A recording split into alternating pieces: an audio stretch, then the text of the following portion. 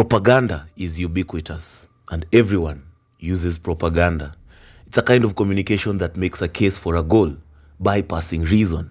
So what it does is, it's a method to urge you to mobilize, to add something, while concealing from you things that you reasonably should think, should consider. So basically, propaganda is a message that is intended primarily to serve the interests of the messenger.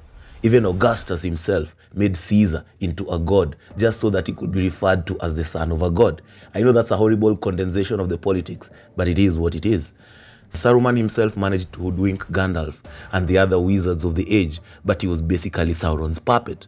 Even Palpatine, the eternal emperor, used propaganda to fool the Galactic Senate into declaring him the first galactic emperor.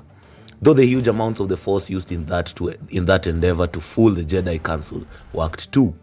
Stick with me, weary travelers of the Malaverse, as today we dissect the propaganda machine used by the Empire and its agents in the execution of the hidden agendas of the Malazans and others in the Malaverse. Obviously, when we discuss the Empire, we have to go back straight to the founders, Kellanvet and Dancer. Just by the virtue that those aren't their real names is something that is noteworthy. While Dancer's original name is Dorin, he was nicknamed Dancer by Ulara, a budding high priestess of the Beasthold, who was, well, as scary as the contents of Hood's own crack. Kellanvet, on the other hand, was at the beginning of the story was called Wu, which was more a title than a name, and the name Kellanvet was something he came to acquire, courtesy of Dancer himself, in a scene that can just be described as utterly, completely, and totally ridiculous. Basically, the very formation of the Empire is based on two characters whose real names weren't even known to those who would act as henchmen in their gambit, let alone the states and citizens.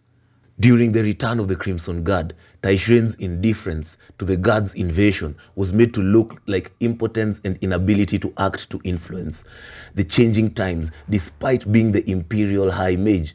Though, when Yath opened a rift into chaos, I'm sure after that display, Tishrain's efficacy can't really come to question ever again. Okay, the Panion Wars had some of the most interesting pieces of intrigue, as well as considering the long-term planning that had gone into it, and as the story went by, we came to realize that the decimation of the bridge banners at Palais had been part of the plan. All this culminated into the anti-Domin alliance, and by the time Brood's camp realized how overreaching Lassine's strategy was and how they couldn't really do anything about it, considering the dire circumstances they already were in.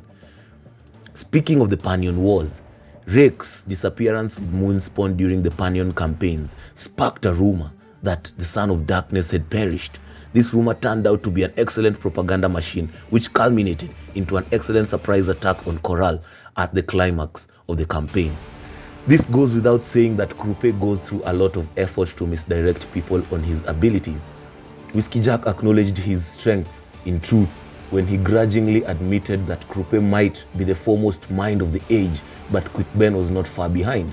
Individually as a reader, I quite enjoy Krupe's useless, but not so useless, incessant monologues that seem to have some gems of information embedded in the subtext.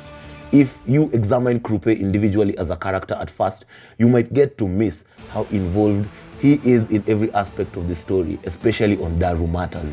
But as the story is fleshed out, you can't help but be impressed that there is actually such a character. His influence crosses over into undiscovered warrens that only Kral, the maker of warrens himself, is able to access. Not only that, within that warren, he is also able to influence the birth of the first flesh and blood clan Imus Bonecaster in over 300,000 years. All this, and he still managed to hide from major players in Darujistan and in the Pantheon as well. Honestly, Krupe is totally one OP character, and he knows how to manipulate people to forget that fact. The cabal of Darujistan's deceit is also another absolutely impressive feat of the use of misinformation and misdirection to cover the truth.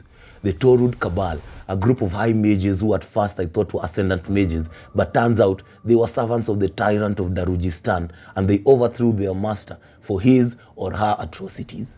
Can you imagine being ousted by demons because of the atrocious acts you commit? Gods below, man. It sends a shiver down my spine to contemplate what would have happened had the tyrant been left to his or her own devices. Anyway, the way the Cabal covered that whole thing up for thousands of years up until they became the deep state of Darujistan ruling from the shadows was quite impressive. It seems no matter how we observe the Malaverse, the Warren of Mokra will always be used as a propaganda tool. Malik Rel using Mokra in Malaz Isle to turn citizens against the 14th Army was a good example of this. The citizens of the Malazan Empire turned against the Wiccans, who had lived among them since the early stages of the empire, because of Rel's use of Mokra and agents of the Black Glove to spread falsehoods of the Wiccans. This culminated into a civil war started at Malaz Isle by the 14th Army turning renegade and slaughtering citizens, and the citizens of the mainland turning on the Wiccan population. But luckily, the civil war proved to grow out of control more than anyone had imagined, really, except possibly Lasin. While still on Mokra, having found out the story of how Jagut tyrants worked, I think there had to have been a mixture of Mokra and Omtose Felak in order to be able to fool an entire race of people, budding or otherwise. I know it might be too early to spoil this, but this whole idea of Malazan propaganda came from the God is not willing. Specifically, the stories spread around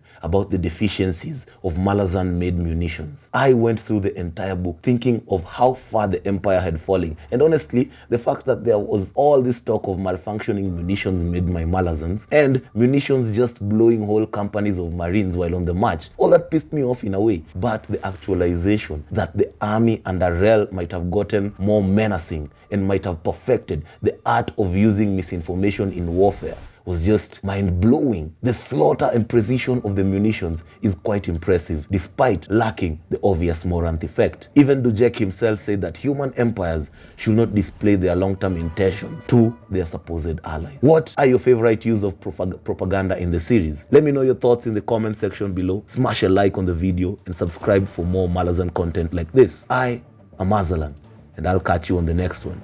Peace.